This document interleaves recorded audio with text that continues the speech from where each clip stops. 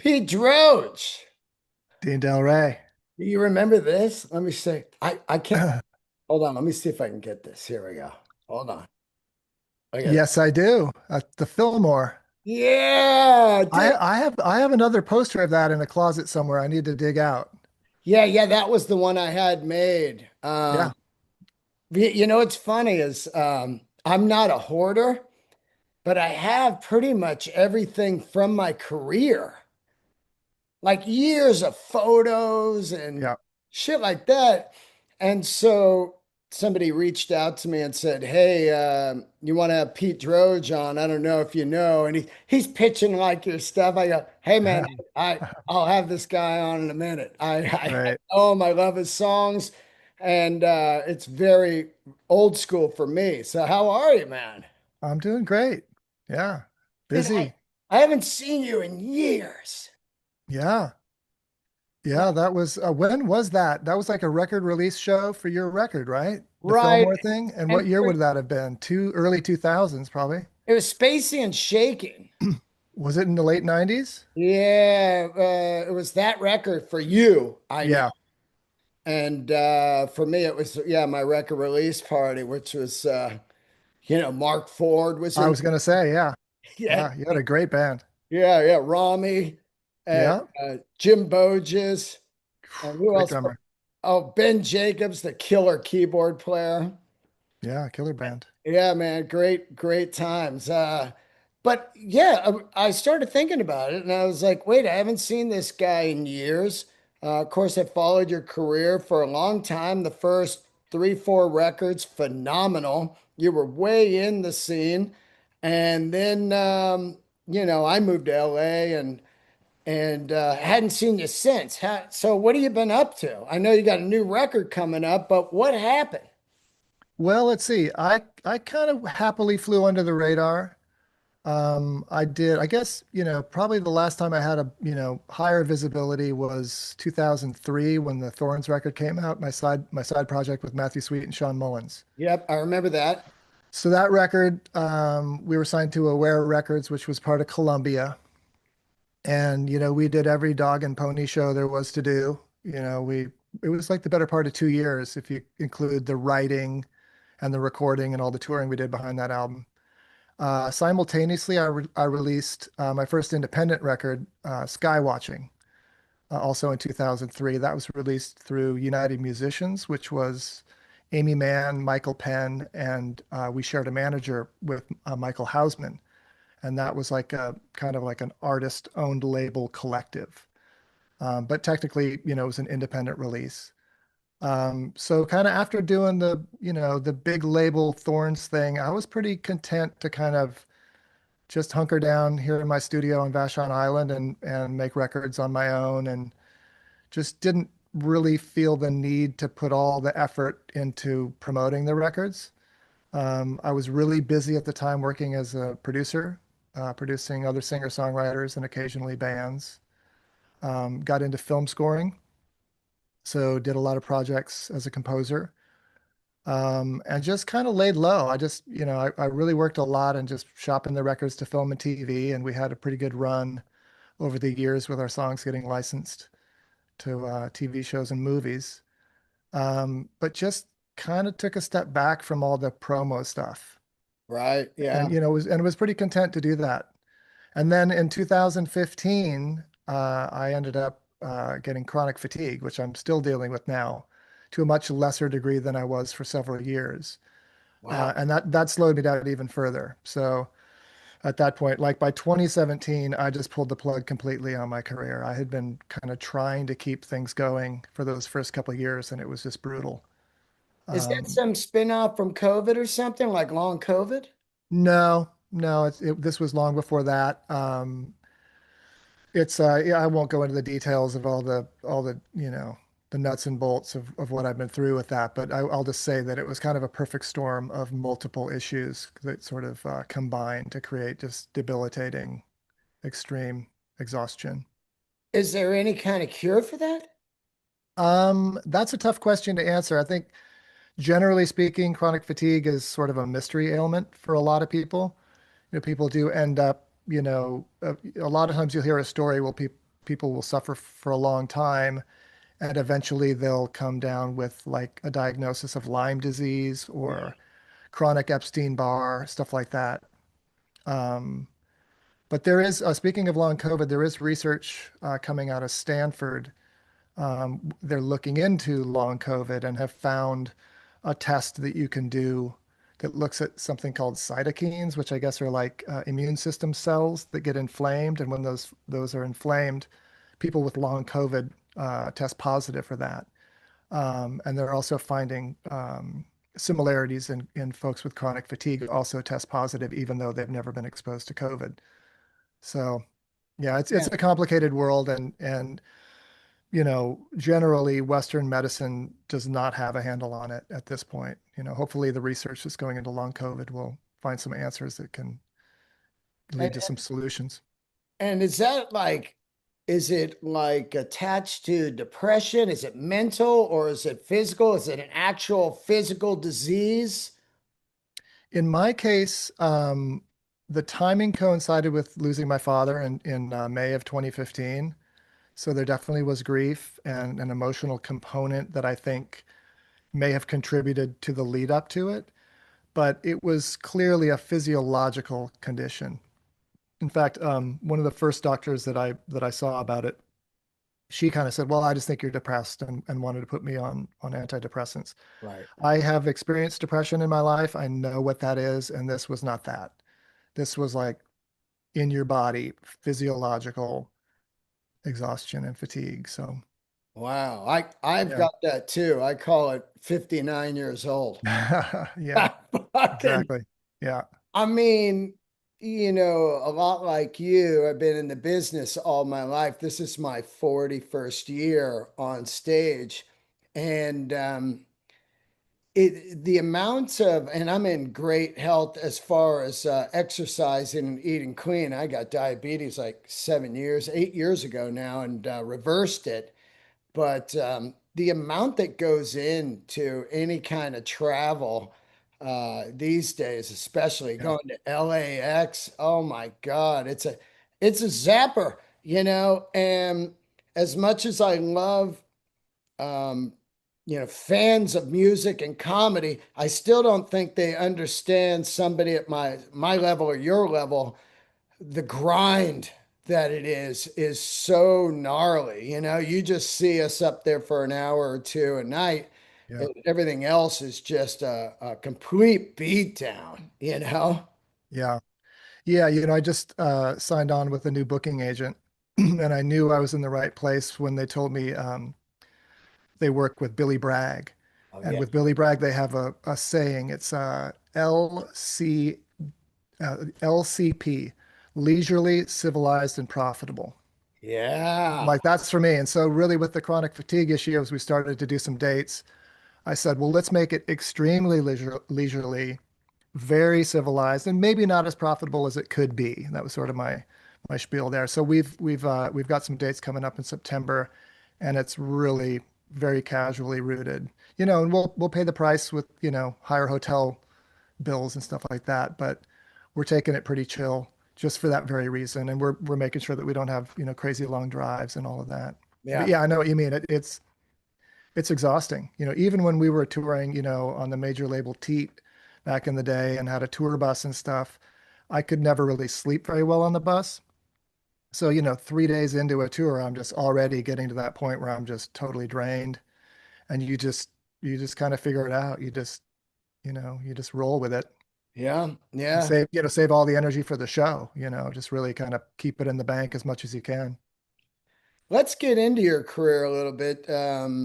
You know, there was this group of us out there, I believe, that were completely hypnotized and obsessed with a man named Tom Petty. Oh Uh, yeah. Especially for me, the Wildflowers record. Of course, the other records are masterpieces, and the debut is one of the greatest debuts of all time. But it really, between Wildflowers and Car Wheels on a Gravel Road, and um, and then Wallflowers, Bringing Down the Horse, and say Counting Crows, August, and everything after. there was this scene and also sound that was incredible. And then creeping in there, Wilco and Sunvolt and all that. But you, to me, had the ideal dream. You were signed to, at the time, this great, great record label, American Records, which was Rick Rubin. And he was really signing great stuff. He was super into songwriting and stuff. And, and he signs you, which on paper looks like the dream. How does this happen? Who signs you over there? Is it Rick or is it somebody else? It was Brendan O'Brien. Oh, there you go. Yeah, and Yeah, he's so the king of songs. yeah, great producer. Great. Brendan had just acquired signing power at American. I had made a demo. My old pal Mike McCready from Pearl Jam Yeah. financed a demo for me in like late '92, and uh, and then passed it on to his manager Kelly Curtis, who took me on, and we started shopping it around. And then Mike passed it along to Brendan while they were making the Versus album, Oh, yeah. and so that's how that came to be. And yeah, American was a wonderful place to be, like totally artist friendly. Oh, There was no meddling whatsoever. Yeah, I mean, my A&R guy was my producer, so in that sense, we weren't going to have the A&R person come in and say, "Hey, we don't hear a single." So we had that kind of creative control, but also, there was just no of that kind of classic major label meddling. It was just you were free to do what you wanted to do, which was super cool. well, it was kind of the dream. I mean, here you got Pete Droge, then you got Black Crows, but then you got Danzig, uh, Jayhawks, Slayer, you know? yeah, So it was kind of like full artist label. yeah. And then Rick being there, and then Brendan, of course. I just had Dean DeLeo on yesterday. Yeah, I heard that. Yeah, and I'll double what he said, where he was, talked about the fun factor working with Brendan. It was just a blast. I made 4 records with him over the years, Yeah, so 3 solo records and the Thorns record, and just a blast in the studio. Super. I mean, on top of all of his talent, just super funny. yeah, yeah, Yeah. man. And just the knowledge of vintage gear and tones and sounds. A lot of it is guitar, but I really love what Brendan gets off of B3. It Oh always yeah, seems to be this perfect B3 tone. yeah, yeah. I learned a lot about B3 playing from him on that first album. About sort of using little cluster chords, kind of using those little in-between notes and then working the volume pedal and the drawbars. He's a master at that. He really is. Yeah. So you get this record out, you get a song on the Dumb and Dumber on track, which is one of the biggest films of the time, and you're off to the races. You're out touring. What's that first year look like? Are you opening for people touring around America in a bus? Like, here we go. No, we started in a van and trailer. At first, we couldn't get any opening spots. We were up for the Collective Soul tour, and their song was breaking out at the time, and then for whatever reason, that didn't happen. And the first thing we did was a residency tour out on the East Coast. So we basically went out to the Northeast, and for 7 weeks, we just went around in circles. We hit New York, Boston, Philly, and DC, and then would plug in the off nights in other random towns around there. And that worked out to be really well. It worked out really well because, we show up in New York the first week, and, the record company and the wait staff was in the audience, and then it slowly built. We had a friend and a fan in town who made his own handbills and handed them out to all of his cool hipster, cool kid friends around the city. And it started to gradually build to the point where we had like McCready came and sat in with us one night. Sheryl Crow sat in with us. Celebrities like John McEnroe and Nile Rodgers started to turn up. And by the end, we had MTV and Rolling Stone and all the tastemakers coming out to check it out. So it was a really nice thing to sort of get that gradual build. And in the other cities, for the most part, we had a nice growth. DC was a little bit shaky because our gig in DC was at the legendary 930 Club, which Of was course. amazing, Yeah. but it was Friday night, so we couldn't get every Friday night. So they booked us into what they called insomnia. And Oh, that was like after the whole night ended, we would load in and play. So it'd be like 2 o'clock in the morning, and guess what? Like, you have a brand new record out that nobody's ever heard of, and you're playing at 2 in the morning, and so nobody showed up. So that was a little bit sketchy. But all the other towns went really well and built gradually. And then we did a residency tour in the Midwest, similar thing, which is a lot harder just because the drives were a lot longer and stuff. Then we came out to the West Coast, and again that went really well. We did the Viper Room for part of that, and Jack's Sugar Shack. Oh yeah, I was just talking about that recently with Yeah. Mother Hips because that's they used to do that Sunday gig there. Oh, cool. It was during the day, and it would just be crazy. And Mother Hips went in there to showcase for Rick Rubin and Chris Robinson. And Yeah. so, yeah, that guy that ran that also ran the Rock and Bowl in San Francisco at Haight Street years before that. So yeah, Jack's Sugar Shack, Yeah. really a staple, and then the Mint also. Yeah. Yeah. Played the Mint later. But yeah, so that run was really cool. And again, the celebs turned out. In fact, that's when Tom Petty came out to see us, speaking of Tom, Yeah. which, may have been my audition for the tour. I'm not sure, but he came out to check us out. And And yeah, then so and the so we did Petty. those residency tours. And then just to kind of fill out, you were kind of asking, how that unfolded. While all that was happening, If You Don't Love Me started to kind of pick up some steam at radio. I remember being in LA and hearing about the Dumb and Dumber placement. I had no idea who Jim Carrey was. They're like, "Oh, this movie star Jim Carrey." I'm like, "I don't know who that is." And they're like, "Oh, he's going to be huge." And telling me that the movie has this gigantic marketing budget. And sure enough, the movie was a big hit, and the song was, on the soundtrack and was the single from the soundtrack, and that kind of helped push the song up the charts. And as we turned, then we started doing the late night TV shows and all of that. And then, kind of round the corner into 95, that's when we started getting, really great tours.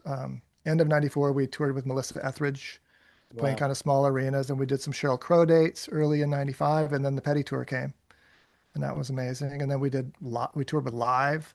And so Wow. we were like a good luck charm for like every band we opened for, like hit the peak. Like when we were on tour with Melissa, her record went to number one. When we were with Live, they went to number one. We were with Tom Petty on, like what you said on the Wildflowers album, definitely a high point in his career. So yeah, it was a quite the run. I opened for Petty on the last I think it's what's the one with the three? Is it the three guys on the cover because the bass player Was that Echo? Echo, Yeah, yeah. yeah, Um, great album. that album is incredible, so Yeah, dark and yeah, smoking. But yeah, man, to be out on that Wildflowers tour and your records, getting lots of play and Petty has basically tapped you as the opener, that's an unbelievable dream come true. And the way to see the machine work organically, you're out grinding, grinding, all of a sudden, like, okay, now we're starting to see it. So you do all that, then you go in and do the second record, which I absolutely love. And does the momentum keep going? It's so long ago now. I'm trying to remember what happens with that. Because that's a great record. What was that? Dear Diane or whatever? That yeah, song was yeah. fantastic. Thank you. So we had kind of a bridge between the two albums with the Beautiful Girl soundtrack. Oh, yeah. So we did that, and that was co-written with Dave Stewart, and he produced the single. So we kind of had that in between, and that did pretty okay. We got on MTV and got a little bit of radio, and we did Letterman for the second time on that, and we did like an MTV premiere party. So that had pretty good visibility, and that kind of took us right into the second album, Find a Door, which um, what I was told was that there was a lot of sort of inner business turmoil with American at the time. And I actually remember hearing like from people in the industry at the time, like I heard your label folded. There were like rumors that American was going under or something at the time. So I think the label was kind of struggling for whatever reason. And I don't really know if any of that is fact or not. But for whatever reason, we didn't enjoy the same kind of visibility with that album as we did with the first one. Well, it Um, seems like at that time, by that point, Rick is completely 100% deep into nonstop producing, and he has kind of left the label up to whoever's there, and people were leaving, Right. coming and going, you know. I mean, classic case like Black Crows, they wanted out of there. You know, everybody Mm. was just kind of like there's no one around. They had that office over there and by the Warner Brothers studio, that big corner one. And yeah, it just seemed like Rick was more into making records than owning a record company by then. So, Yeah, I don't know. Yeah, I'm not sure. I just know that, we weren't seeing the same kind of support on tour. Like we weren't getting the getting the pieces put together with, retail and radio and all the kind of dog and pony show visits that you're normally doing when you're on a label like that. You're getting out and shaking the babies and kissing the hands. yeah, That stuff shaking wasn't baby. happening. Yeah, it wasn't happening as much. But we toured a good bit around that album.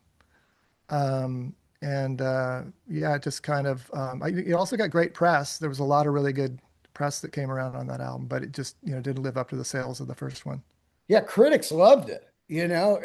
And that was the thing about you was you always got incredible support from the critics. They were way into it, and rightfully so. The songwriting was just so good, you know. Thank you. Um, like I said, there was guys out there, Chuck Prophet, another guy who was just Yeah. killing it record after record after record, and you're going like, when is people going to wake up? You know, Yeah. it was really. It was brutal out there because it felt like you had Tom Petty, you had the Wallflowers, you had Counting Crows, and Cheryl Crow. This stuff's huge, but then you need to move up the next people also, you know, and it's a difficult thing, you I know. think, part of what happened in the mid 90s there, I think nobody really kind of knew where things were heading, Right. as far as like radio was concerned. You had sort of post grunge, and so you had a lot of the sort of, bands that were sort of the echoes of Nirvana and Pearl Jam and Soundgarden, that some would say were maybe kind of watered down versions of the real deal. Of course. And then you had, sort of this, if you remember, I guess it was around maybe 97, 98, like alternative radio started leaning towards electronica. Yeah. Started seeing Yeah. like Fatboy Moby and all Slim. that. Yeah. And so I think there was this kind of this nebulous place where I'm not sure people knew what to do with kind of rock and roll music. I Yeah. remember when I signed, so after Find a Door, Brendan left American and bought me out of my deal from Rick and took me over to Sony, where Brendan Wow. Brendan started his own label called 57 Records. And at that time, the hope was in signing me that with all the success that female singer-songwriters were having in sort of the Lilith Fair era, right? That there was a lot of success happening there with all, with Sarah McLachlan and Cheryl you mentioned, and I'm blanking, but there were a bunch. Joan Osborne, the list goes on of like really successful singer-songwriter women. And there was sort of this hope Quincy that, Chapman. yeah, there was a hope that, oh, this is going to be the moment for like male singer-songwriters. And I think that's kind of what, Epic and 57 Records kind of bet on me to kind of be part of that. But it didn't come to be, that was like 98. Space and Um, Shaken. That was yeah, the. Spacey and Shaken. Yeah. Did he produce that record also? Yeah. Yeah. That, I love that record. That actually the title track I think is just fantastic. Thank you. So each record you had like a group of tunes that were really good. So if you go see it live, you would just be like, oh, this is great. You're gonna have a string of songs. Now, at one point, Peter Stroud was in your band, right? Yeah. He joined halfway through the Necktie Second tour. He came aboard after the first Tom Petty leg. We went to Europe, and that's kind of a crazy story. I needed a guitar player on short notice because Jeff Trott, Oh who yeah, has since gone on to co-produce, and you probably know from the Bay Area, yeah, went yeah. on to co-produce and co-write hits with Sheryl Crow. He left, and I needed a guitar player. And Brendan O'Brien said, "I got your guy. He's great," and recommended Peter. We had no time to rehearse, so I sent him. He had the record and was a fan already, so he knew the songs on the record. I sent him a tape of, songs that were on the record that we played live. And he rehearsed while he was on vacation at Disney World. And then he got on a plane and we literally met the morning of the first show. So, Wow. and the first show was Rock am Ring or Rock am Park, one of the huge German festivals. Yeah. And I had been drinking all night. I was still a little buzzed after just a couple hours sleep, and I go to Stroud's room and I meet him, and we're standing on the balcony of our hotel that overlooked this road where all the fans are walking in. So you just imagine like just a sea of, rockers in black t-shirts, right? Metallica and, Yeah. AC/DC and Black Yeah. Sabbath t-shirts going down the hill. And I'm just like on the balcony going, if your job is to, if you want to rock, our job is to make you want to rock some more. I'm yelling this to the people because we were going really early, we're on really early in the bill, right? And Stroud is, I've heard him tell the story before. He's just kind of like, okay, here we go. And and he was amazing. Like, we sat in the trailer before the gig and with just electric guitars not plugged in, kind of walked through the songs like, oh, by the way, that song's in E on the record. Oh, I forgot to tell you, we do it in F sharp now live or whatever. And he's like, okay. Oh, And MTV Europe was there filming, and he just stepped up to the plate and just hit it out of the park. He was amazing from day one what and a just a great killer player. player. Yeah, Oh, he's amazing. yeah. And then at what point does Cheryl Crow snatch him? Like, do you stop touring and he's looking for gigs? This was we played a show in New York on the Spacey and Shaken tour, and Cheryl. And speaking of Joan Osborne, Cheryl and Joan came out to the show, and shortly after that, he got the call, and things were just winding down on Spacey and Shaken at the time. And at first, he was kind of like, "Hey, I'm with Pete, I can't do it." And then things wound down completely, and then he called back like, "Hey, if the gig is still there, things have wound down." Yeah. At first, he was hopeful that we could kind of continue doing both. But I was like, no. I mean, the minute that it comes up that there's either a Cheryl or me, it's going to be obvious what you're going to need to do. And so he made that move. But he's played on almost all my records since then. He's Wow. on every record except for the new one, and that's just because he wasn't available. He wasn't. If it had worked out that he was in LA at the time, we could have done it, but we had to settle for Rusty Anderson. Oh, So, oh well. Yeah. darn.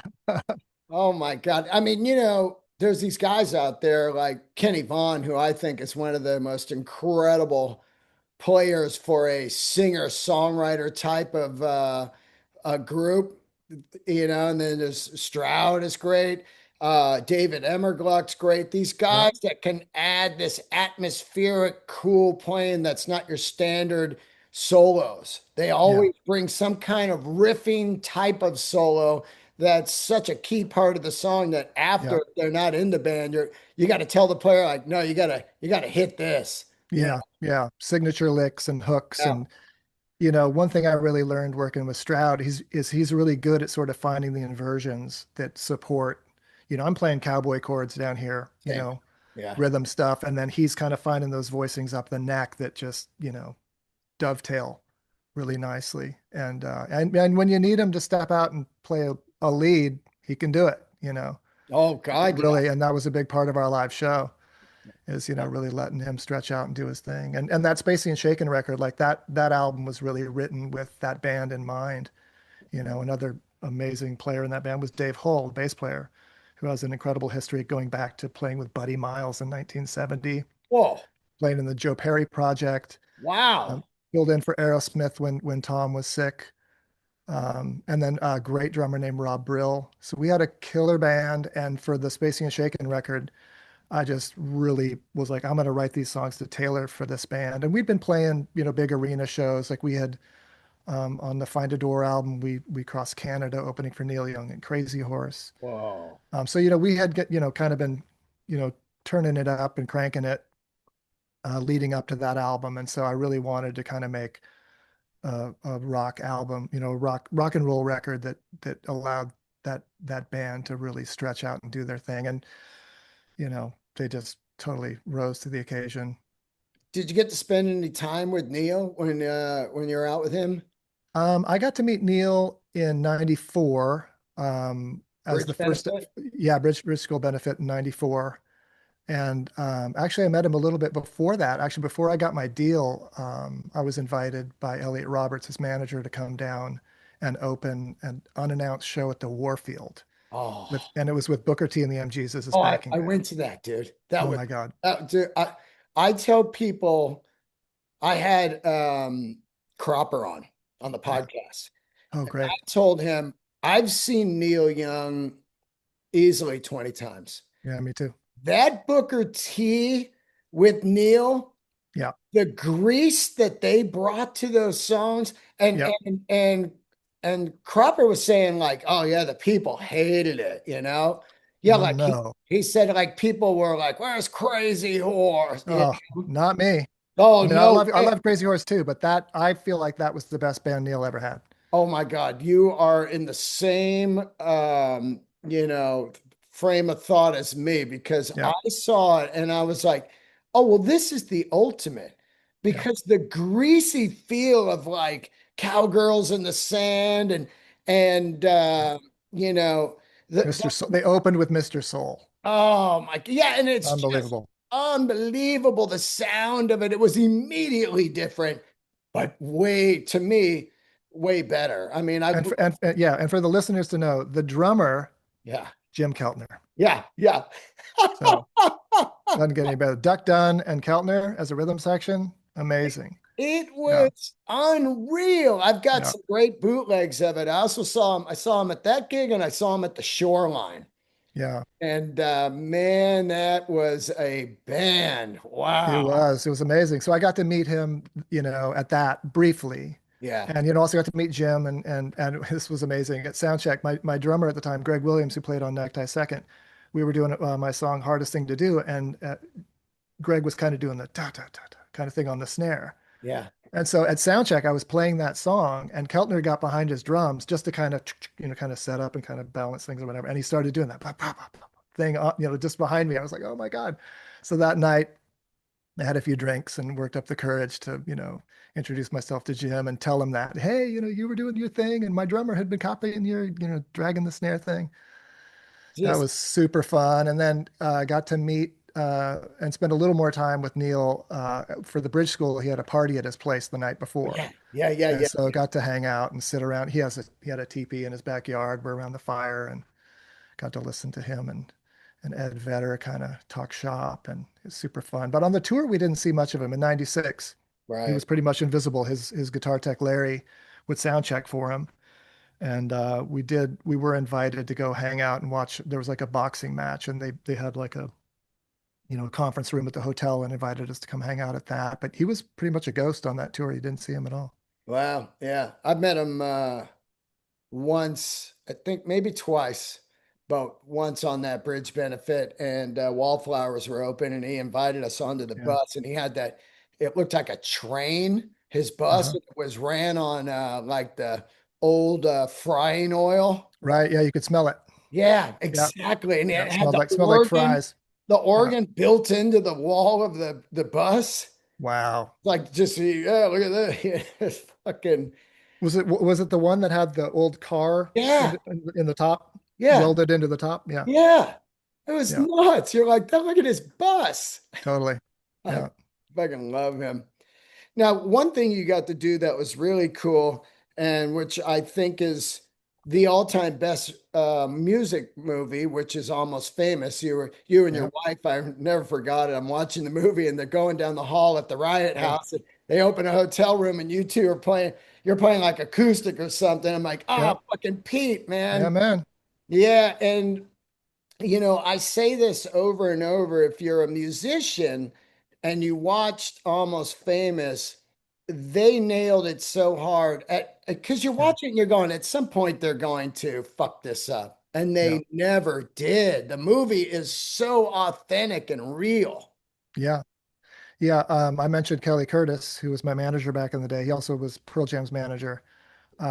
Kelly and Peter Frampton. I don't remember what their official title was, but it was something like consulting producer or something like that. Like their job was to make sure that all of those details were accurate, and they nailed it. Like to me, the moment that you really feel like what it's like to be on the road is towards the end of the tour when they're in catering. Oh yeah. Just the mood of them hanging out and catering. It's like that is life on the road right there, you know. And They, they got all the details right. It was amazing. they really did, man. And even, I know Nancy Wilson, I was talking to her, she had a little hand in on the songs and stuff, but even the riffs of like Fever Dog, Yeah, it really felt like you were looking at kind of a Bad Company type of band. And they nailed it with the clothes, yeah, like yeah, they had the right stuff. It was yeah, nuts. It was yeah. nuts. How does Great that movie. come about? Does Cameron ask you to do it, or Kelly get the gig for you? Yeah, Cameron reached out originally to have me read for the part of the bass player in Stillwater. Oh And wow. so I, And yeah, that turns out to be Red House Painters. yeah, Uh, yeah, Mark got yeah, the Mark gig. Yeah. calls it. Yeah. Yeah. So I flew to LA and I read for the part. I had just finished a tour with John Doe. We did an acoustic tour around the States together. And he had done some screen acting. I was an actor as a kid. I did a fair amount of acting from the time I was about fourth grade up through high school.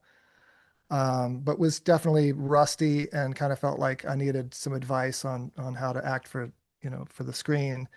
And so I called John, and he hipped me to a book by Sanford Meisner, and I read that book, and I memorized my lines, and I went to LA, and I just completely blew it. I just Oh, completely choked the audition, which was okay because I got the most amazing consolation prize ever when Cameron called about, I don't know, maybe 2 or 3 weeks later and said, "Hey, I got this other thing. Hey, would you write a song? There's a scene and kind of want sort of a Graham Emmylou kind of moment."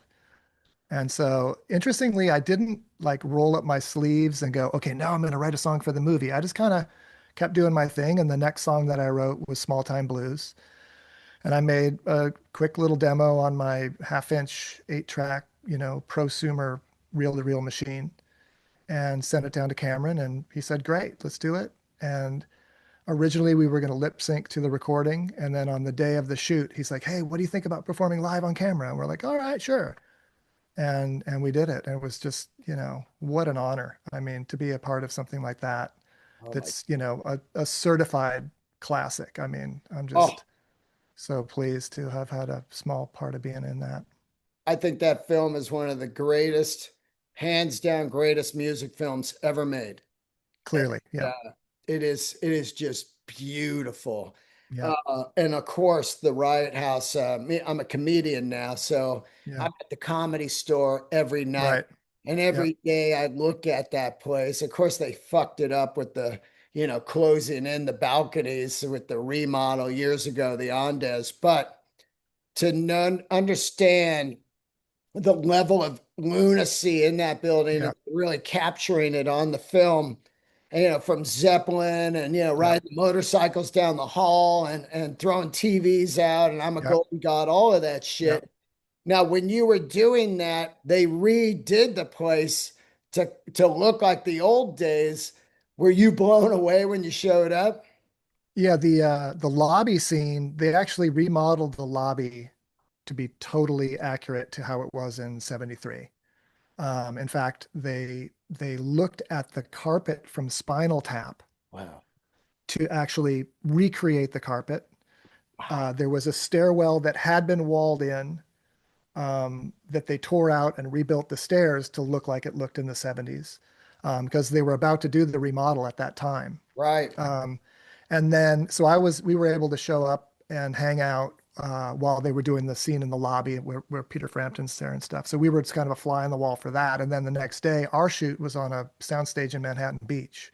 Oh, And wow. so that whole hotel is just all built out Oh, wow. and so real. I mean, I was just like, I flash back to visiting my grandma in Edwardsville, Illinois at the Holiday Inn. Like every detail was just perfect.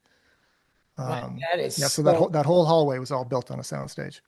I just I just love old school filmmaking, in the world now of like, oh, that's all AI. It's like Yeah, you've yeah, taken all the artistry of anything from songwriting to, set design and set building and all of that. And for people, the thrill of people recreating that stuff, yeah, it's really wild. When I would go to sets of movies, I've done movies, and you go and you're just like, I can't even believe this, yeah, yeah. It was wild. the Yeah, art that people can do. So, okay, you've got a new record coming out, and I listened to it. It's fantastic. Another good record. Thank you. Hold on, let me get it here. Fade Away Blue. And I was reading the bio on it, and it deals with your illness and stuff, but also you were adopted. When did you find out? Did you know as a young person or later on? I've always known, as long as I can remember, I've known. Right. Yeah. I was adopted at birth. I was born in Eugene, Oregon. My parents actually lived in Minneapolis at the time I was born. So I was born in Eugene, and then we stayed there for about a week at a friend's house, and then went to Minneapolis. Well, they adopted you in Eugene, Yeah, and they yeah. The way brought it worked out, so my brother had been adopted in Eugene when they lived there, and yeah, then they moved to Minneapolis, and then the lawyer that arranged my brother's adoption contacted them in Minnesota and was like, "Hey, there's this kid, he's available." wow. Um, Now, were there your parents unable to have kids on their own? that's always been the assumption. I never asked them about that specifically, but that's always what I assumed. Yeah. Right. And at some point, I guess you reach out and you find your real parents. Well, I uh, I kind of decided around Thanksgiving of 2009. I really started to do a lot of soul searching and looking within. I was about to turn 40, and as you do in midlife, you start to kind of ask questions and look within. And around that time was like the first time that I really thought about my adoption and how that may have contributed to my development as a young child. And I learned a lot about adoption. There's a woman named Nancy Verrier who wrote a book called The Primal Wound, which talks about her premise is that separation from your birth mother is experienced as trauma, Yeah. and that has impact on your development as a young kid. I also learned about ambiguous grief, which is a term that was coined in the 70s that sort of speaks to, in an adoption context, kind of speaks to the grief that you sort of feel for what may have been. Or in my case, once I did decide to search for my birth mother, I learned that she had passed away just months before. And Wow. so I had, definitely ambiguous grief around that. I had really, in that time that I had been looking into my adoption, I had really built up my hopes and expectations for what reconnecting with my birth mother might mean. And so when I learned that she had died, and it was just months before I had searched, it was really heartbreaking and pretty devastating.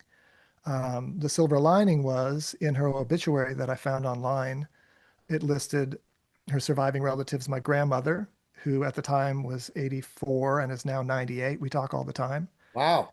and my uncle. And that very night that I had just discovered that she had passed away, I met them both and had a phone call with them and just felt an instant kinship and just was welcomed into the family with open arms. Shortly after that, I was on a plane bound for Appalachian, Ohio, and got to meet my grandmother and then both of her siblings, so my great aunt and my great uncle, both lived in the same area right on the Ohio River, across from West Virginia. And I just absorbed every bit of family history I could get my hands on. We watched a video of my great grandparents being interviewed, and listening to them talk about the family history. And my family had been in that area for 5 generations.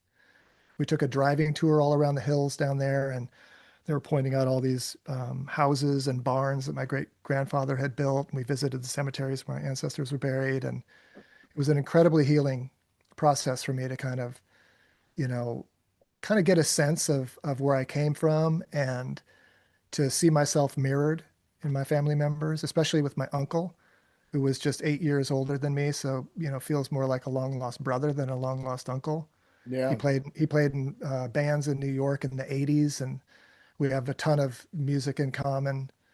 Um, and so we've grown to be incredibly close, and it's been, a really a bright spot on that whole journey. What about the father? No information about the father. So I was born in Oregon, where they have open adoption records. So I was able to get what's called the pre-adoption birth record, Right. and that had my birth mother's name, and then where it said, father, it was just blank. Oh, wow. And she was kind of the wild child. She was a full-on hippie flower child in the late 60s and had skipped out to the West Coast at that time. And so nobody from the family really knew exactly what was going on. There was some clues, um, but nothing definitive. And I'm kind of hopeful that with this album being out and the single we just released is called "Song for Barbara Ann" and talks all about Barb. And there's another song on the record called "Gypsy Rose" that sort of tells her story during the time that I was born. I'm sort of hopeful that maybe word will get out and maybe somebody who was attending the University of Oregon in 1968, 69 would be like, I knew Barb and I know who she was going out with at the time, or something. Maybe kind of putting this record out there will be a catalyst for finding Biodad. We'll see. Now, see a studio behind you. There's this where the record was recorded at your own studio. Part of it, yeah. So because of my fatigue issues, I wasn't in a place where I could just, book a studio, get five warm bodies in the room, count to four, and knock out a record. As you know, that you don't go to a studio and work for 3 hours and then take a nap. You show up and you work. Yeah, yeah, especially if So you're yeah, paying. exactly. So I devised a plan with my co-producer Paul Bryan, who's just an amazing player. He's been with Amy Mann as her bass player for many years and has co-produced all her records since I think 2006. Great musician. And so once I enlisted him, I had already recorded, what were kind of intended to be demos, but I secretly do this thing where when I'm recording a demo, I'm kind of thinking, well, maybe this is the record. And sure enough, some of those demos ended up becoming the basic tracks. So I would do all my guitars and vocals and my partner Elaine's harmonies up here. And then we would ship the files down to Paul to his studio in LA. And then we would enlist, some of these amazing musicians like Jay Bellerose on drums, who I'm sure you're familiar with, Yeah, oh, yeah. killer session drummer. And like I mentioned before, Rusty Anderson came in to play on a track. We had Greg Lease play some pedal steel. Gabe Witcher played fiddle on a song, and Lee Pardini played keyboards, who's just, an amazing, they're all just amazing players. And then up here, I recorded a great accordion player named Nova Divané. Um, so yeah, we would work remotely and we worked with a plugin that he could put in Pro Tools down there and then send me a link where I could listen here in my studio in full 24-bit high res audio, almost real time. You could set it to like 100 millisecond delay. And Wow. so I would just listen. A lot of times, these are such great players. You just let them do their thing. So I would just say, you guys work. I'll just be a sort of an audio fly. I'll be like a blind fly on the wall. I can't see anything, but I can hear exactly what's happening. And then if I have any thoughts, I'll just send you a text. Yeah. So like if I was hearing something like, oh, I'm kind of doing an accent or a push on the guitar here, it might be nice, to map along with that. I'd do a bling, the bling, their text would go off, and then we'd get on the phone and I'd sort of point out like, whatever I'm hearing and get into the sort of the minutia and the nuts and bolts. And it worked out really well. I mean, I love being in a room and playing together and the interaction that you get from that, just being able to play off each other. But all these players were so good that they can get in a studio and, perform that magic trick of playing with an existing track and having it feel in the moment. Um, yeah, just remarkable talent. I'm just so blessed to have them all on my record. Now, when's it come out? It comes out pretty soon here, right? August 22nd. August 22nd. Uh, Incredible single. You Called Me Kid. I really love this track. It opens up the record. It's just great, classic, killer songwriting. And I'm really looking forward to some people hearing this. Also, if you are not aware of Pete Droge, please go back and listen to his records all the way back to 94, Necktie Second. And you are going to have a treasure of songs to dig into. Like I said, if you're into the Petty, you're into Wilco, any kind of singer-songwriter, Neil Young, you are going to love this. And it was really cool to catch up with you. It's, so long ago. I mean, I was looking at this flyer. I've been carrying this around for years. I go, oh, shit, I'm gonna have them on. And I was digging through boxes and I fucking finally found it. Great. I was like, oh, great. And this was just a great night in my life, and to have you on it because at the time you were way bigger than me as far as like known. Um, but it was an honor to have you on the bill, you How know. did it come? How did it come about that I was on the bill? I was trying to remember. I don't recall how it came to be. Well, what happened was Was I it Rami? Did Rami get me in no, no, there? I booked the record release, and then I believe it was Michael Bailey who booked the Fillmore. Said, "Hey, Pete's got a record coming out. You want to put him on, and he can play. He'll play acoustic." Yeah, And I said, "Oh, absolutely," because the band that opened was this band called High Water Rising that were yeah. fantastic. Singer Aiden was just unbelievable. Um, so yeah, it was just amazing to have you on, and it was kind of the perfect remedy to have like a solo acoustic guy on. I think your wife might have been played Mhm. also. I can't Yeah. remember, but and I want to give her a shout out. Are you still with her? Oh yeah.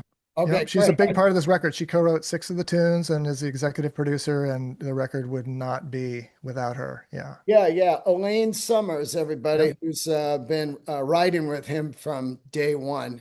And she's got solo records. Oh, great. Stone Gossard signed her to Loose Groove Records back in the Oh, day. We made a funky, crazy lo-fi marijuana fueled record, and Stone heard it and signed her and put that out.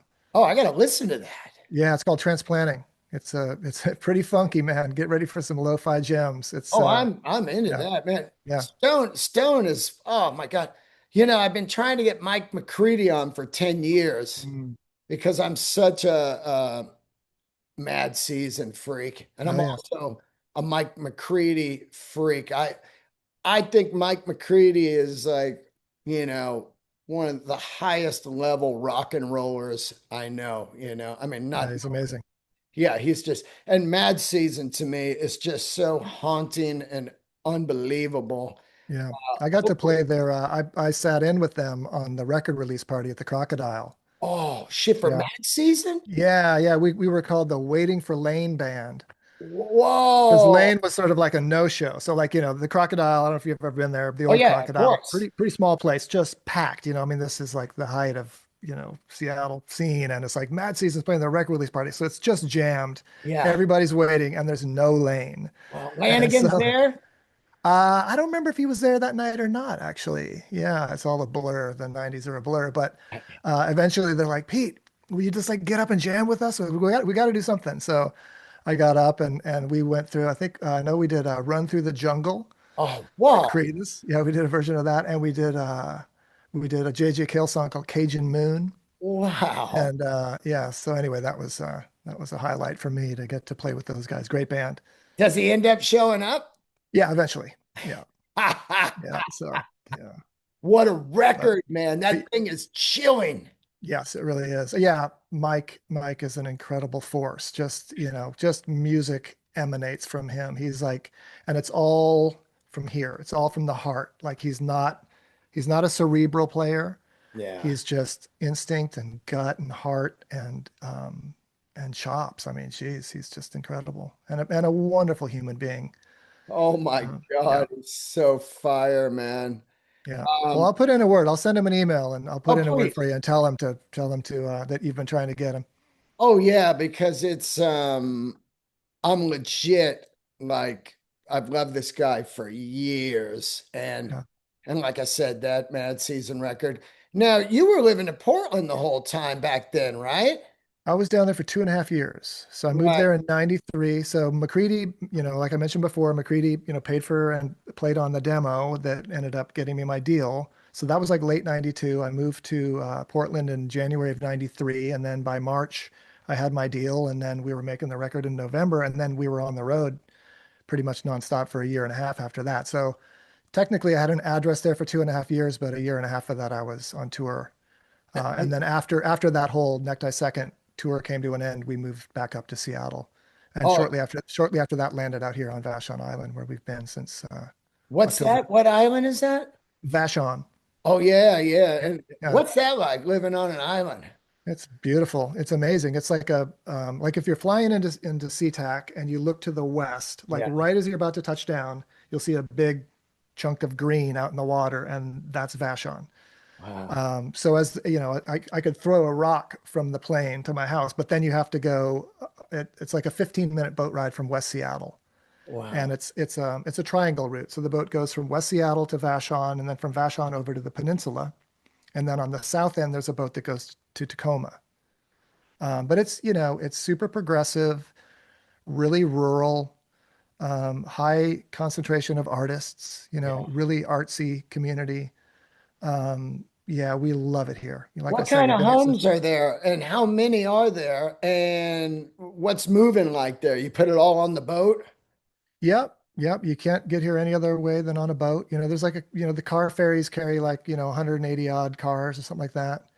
Um, it's zoned what they call RA5, and some areas are RA10. And then that means that if you have 5 acres, you can only have one house. Oh, Or RA10 means if it's 10 acres, only one house. So it keeps it, really spare and sparse. There are areas in the little town that are more dense. But, it's, a lot of, single family homes. There's some apartment buildings in town and stuff, but it's mostly single family homes, on property, except for when you get down on the waterfront, then, those were all built out before the zoning rules came in. So that's, more dense down there. But it's a wonderful, wonderful spot. We love it here. and what kind of grocery stores and stuff like that? We have a locally owned Thriftway that's kind of stupid expensive. But it's got everything you need. What a lot of people do is you'll head to the mainland and go to Costco and load up on Right. stuff like that. We've got a little, funky little town. It's getting a bit more upscale as the years go by. When we moved here in '95, um, a friend of mine said the magic word. So I grew up on an island called Bainbridge Island, which is north of Vashon, and it's basically straight west of Seattle. And there's a bridge off the north end that goes to the peninsula, and the ferry from Bainbridge goes straight into downtown Seattle.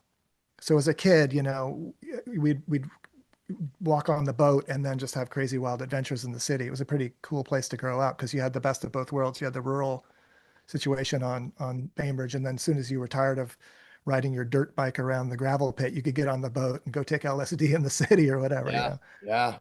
and all the cultural stuff that was going on there, to have access to bigger concerts and Laser Floyd and all of this kind of stuff. Oh, yeah. So, but anyway, Bainbridge, having that access to downtown and then having the views that look across the water right at the skyline Oh, became more affluent sooner. So when I moved there as a kid in the '70s, it was still pretty funky. But in the '90s with Microsoft and everything booming, of it course. got much more fancy. In fact, I remember being there several years ago and sitting in this restaurant going, I might as well be in LA right now. Oh, Like yeah. this is like upscale, fancy, super nice. Um, but what was my point? Oh yeah, I grew up on Bainbridge, and a friend of mine, when I was looking to buy a house, there was a studio up in Woodinville called Bear Creek, really amazing studio on 10 acres in an old converted barn. And I told my friend, like, this is my dream. I want to have a studio on 10 acres. I want to be like Bear Creek. I'm going to look for a house out in Woodinville. And my Yeah. friend was like, have you been to Woodinville lately? I was like, no. He goes, oh, dude, it's gotten totally overrun. There's like, where there used to be woods, they're all cul-de-sacs with just, these subdivisions. Like, you don't want to live in Woodinville. And then he said, you should go to Vashon Island. And then he said the magic words were, Vashon Island is like Bainbridge was in the '70s. And I was Oh, like, oh, okay, that sounds pretty good. So we ended up out here, like I said, in '95, and it's definitely moving, more affluent. It's getting, the property taxes are getting higher, and it's, getting tougher for the creative class to afford to live out here. right. That's happening a lot of places now, but Just fucking the it's a very world. soulful place. Are there people driving cars around or is Oh it like yeah, bicycles and stuff? oh yeah, yeah, yeah. You need a car for sure. Okay, Yeah, gotcha. Yeah. yeah, Well, look, man, great talking to you. Hopefully I'll see you again in person one day. I yeah, do comedy. I've been in Seattle yeah. quite a few times, and it would be cool to see you. Do Yeah, you man. So let me ask watch you this. comedy? I know you're doing the comedy gig, but are you doing any music anymore? No, no, I haven't Not at done all. no 16 years now comedy, over 6,000 Yeah. shows. Wow. I just dropped a special on YouTube produced by Bill Yep. Burr called Yep. 5836. I shot it in a cave in Tennessee. Yeah. If you get a chance, play this place called the Caverns. Yeah, I've heard of that. Yeah. Oh yeah, you would love it. It's They do like, a lot of bluegrass in there. Is yeah, that kind that's of the what they vibe? do. Yeah. Yeah. Yeah, I'm the first special ever in their comedy. Cool. Great. Yeah, but you watch comedy at all? Yeah. Yeah. I'll Excellent. check it out. I look All forward right, to it. man. Great talking to you. Congrats on the record, Fade Away Blue, coming out in August here. And like I said, go back and listen to all his other records.